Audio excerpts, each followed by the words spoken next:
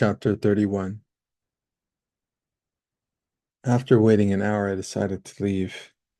In the long run, what would I gain by insulting an imbecile? On the other hand, while I was waiting, I had time to think over a number of things, and was actually quite feeling calm. It was a good letter, and it was good that Maria would receive it. This has often happened to me. I struggle senselessly against some obstacle that prevents me from doing something I think necessary or worthwhile. I accept defeat angrily, and finally, some time later, find out that fate had been right all along. In fact, when I had begun the letter, I had not given it much thought, and at the time considered some of the insults a bit extreme. But now, as I reconsidered everything that had led up to the letter, I recalled a dream I had one night during my bout of drinking, peering from a hiding place. I saw myself sitting on a chair in the middle of a dark room bare of any furniture or decoration, and behind me, two persons looking at each other with the expressions of diabolical irony. One was Maria, the other was Hunter. Remembering this dream, I was inconsolably saddened. I left the post office with a heavy heart. Some time later, I found myself sitting in La Recoleta on a bench beneath an enormous tree. The places, the trees, the paths of our happiest moments begin to alter my ideas. What actually did I have against Maria that was concrete? And as gently as we move a loved one who has been injured in an accident and cannot bear the slightest jolt or movement, the best moments of our love, her face, a tender glance, the touch of her hand on my hair, begin slowly to blot out my doubts. Little by little, I sat up straighter. My sadness was turning into anxiety, hatred of Maria into hatred of myself, and my lethargy into an urgent need to rush home. The closer I came to my studio, the more I realized that it was what I wanted. I wanted to talk to Maria, telephone her at the estancia, right then without letting another minute go by. Why hadn't I thought of that before? By the time my call went through, I scarcely had the strength to speak. A servant answered. I told him I had to speak to Senora Maria at once. After a brief interval, the servant returned to tell me that the Senora would return my call in approximately 1 hour. I thought the waiting would never end.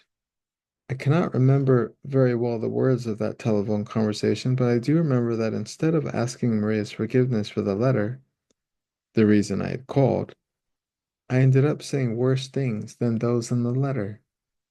Naturally, this did not come about illogically.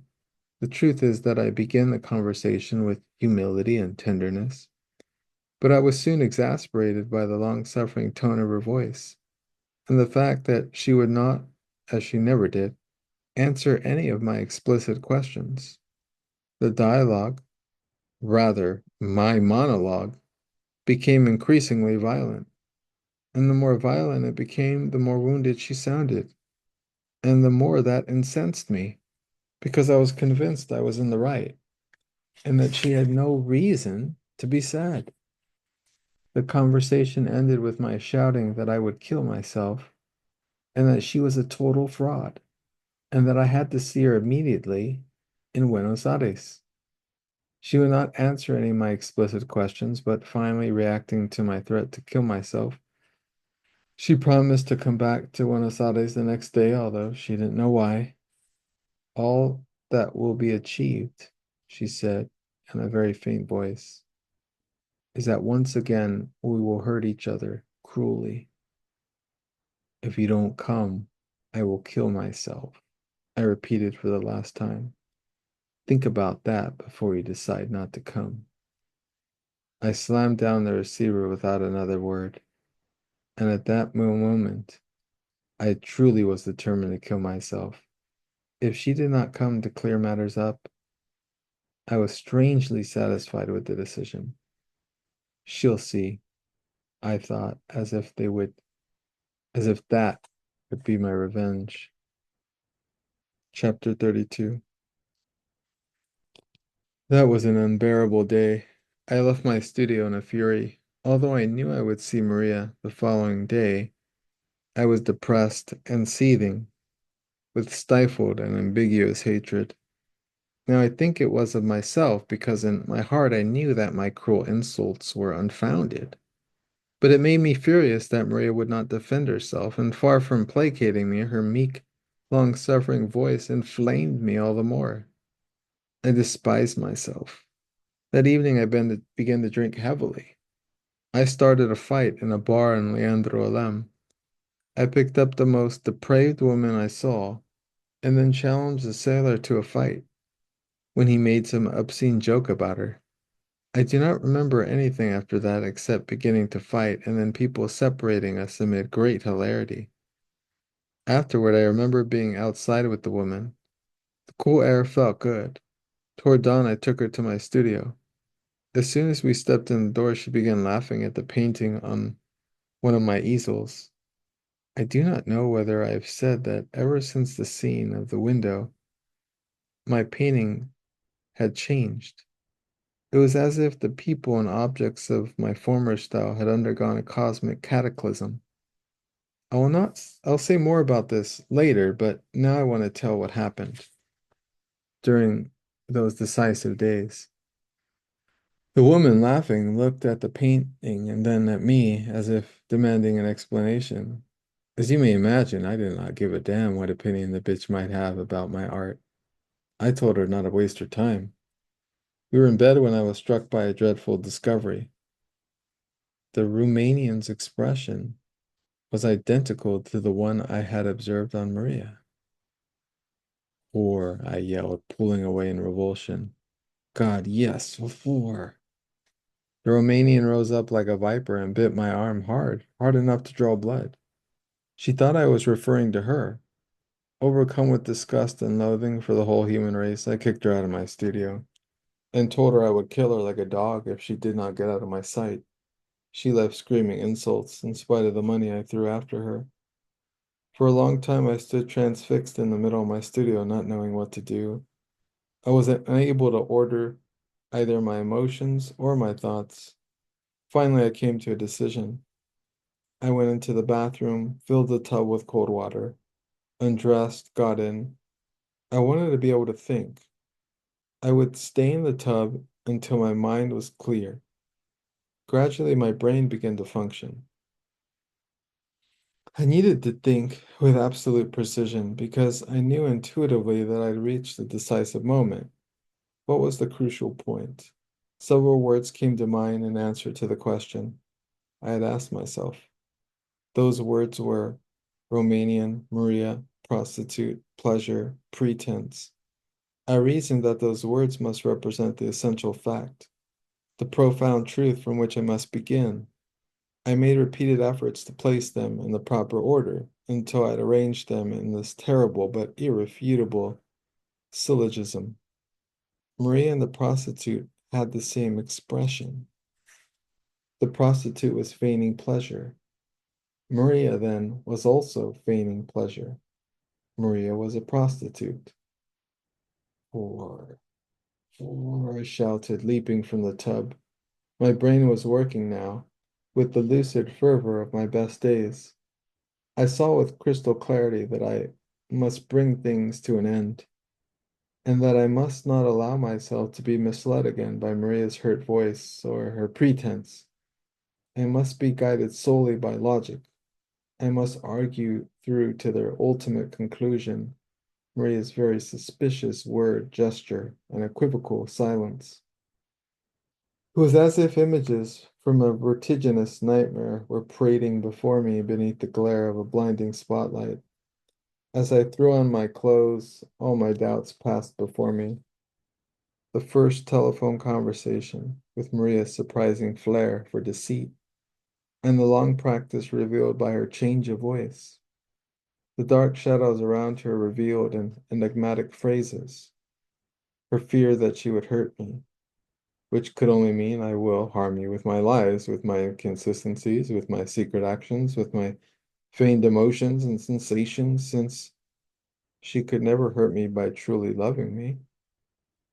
The distressing scene of the matches, how at the beginning she had avoided even my kisses, and how she had given herself physically only when faced with the extreme of confessing her aversion, or in the best of cases, a motherly or sisterly affection, all which of course prevented me from trusting her raptures of pleasure, her words and expressions of ecstasy, the fact that she would scarcely have acquired her considerable sexual experience with a stoic and philosopher like Allende.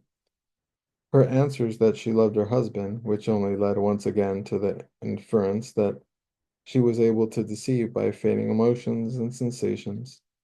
Her family circle, formed of a collection of hypocrites and liars, the aplomb and skill shown in deceiving her cousins with the story of the non-existent sketches of the port, the scene at dinner table at the estancia, the overheard argument, Hunter's jealousy, the phrase that had slipped out when we were sitting on the cliff, and once before I had been mistaken with whom, when, how, the stormy and cruel episodes with that other cousin, which also slipped out unconsciously, as proved by her not answering when I had asked, what stormy and cruel episodes?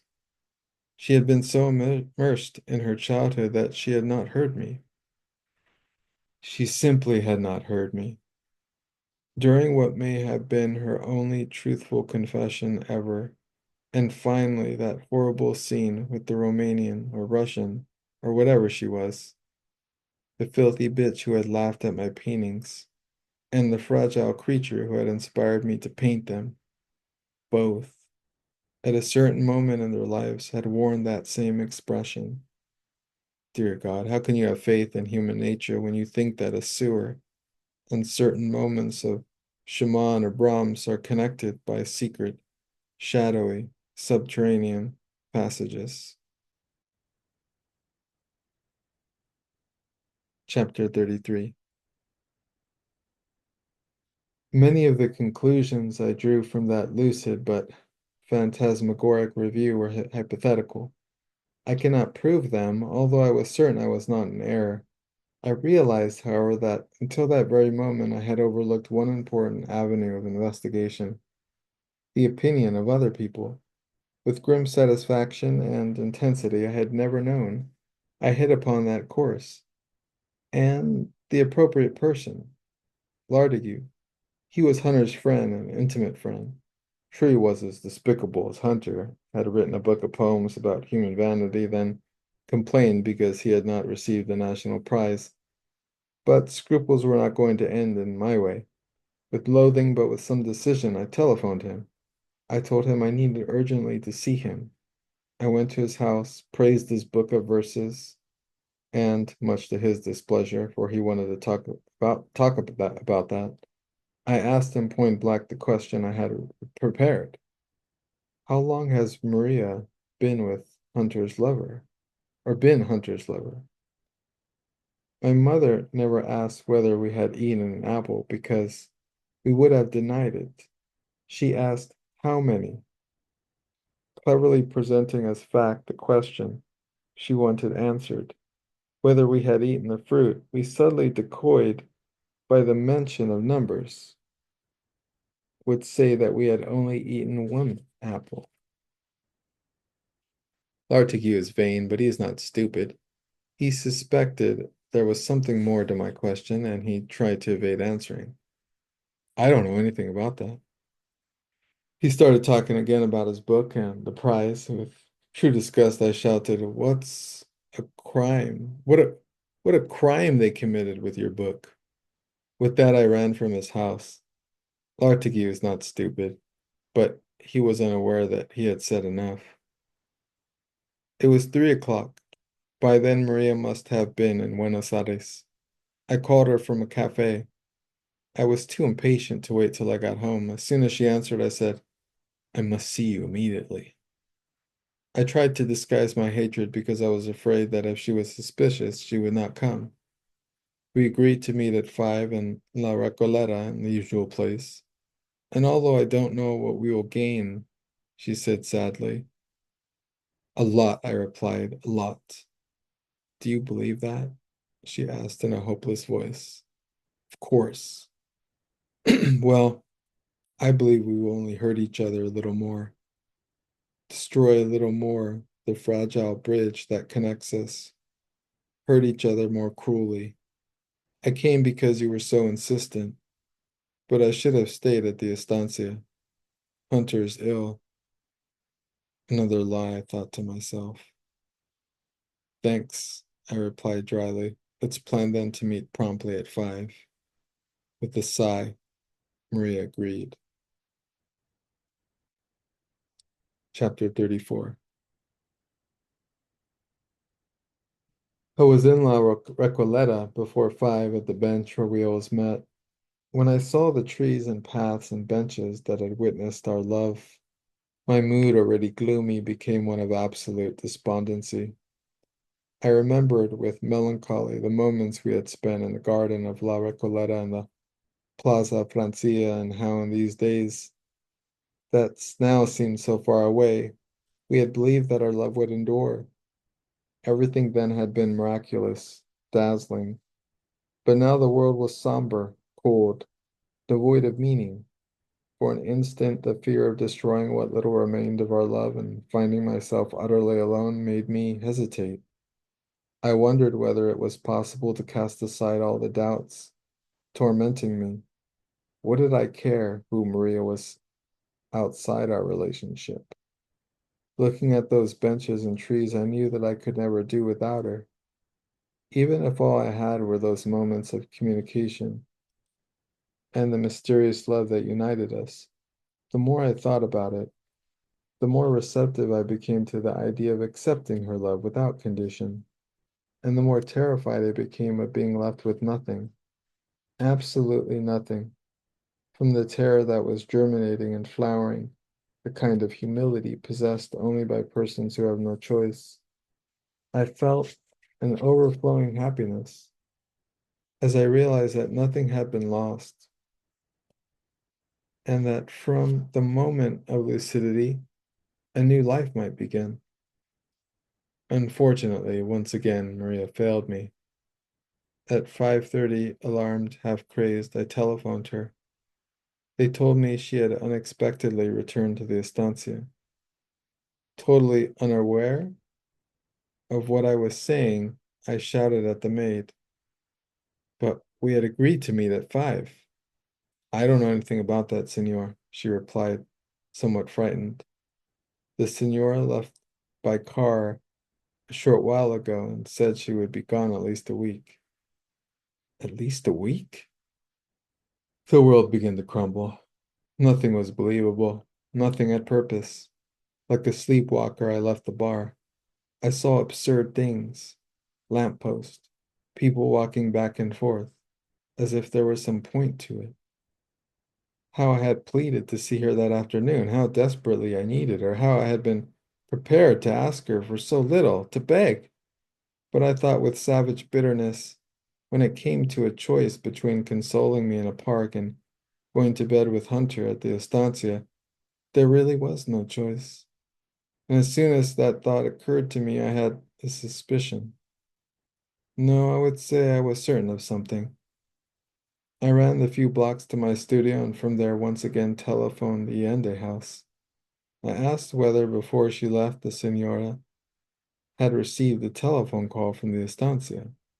Yes, the maid replied, after a brief hesitation.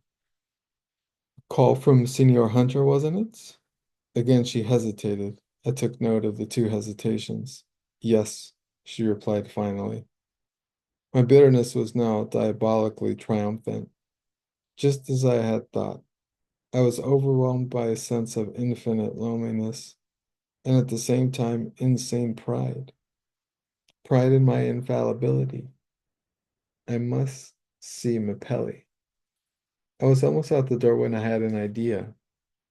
I ran to the kitchen, snatched up a large knife, and returned to my studio. How little remained of one Pablo Castle's early painting. Now those imbeciles who had compared me to an architect would have something to marvel at. As if a man could ever change.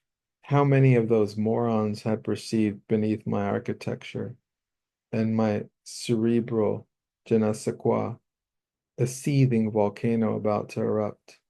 Not one.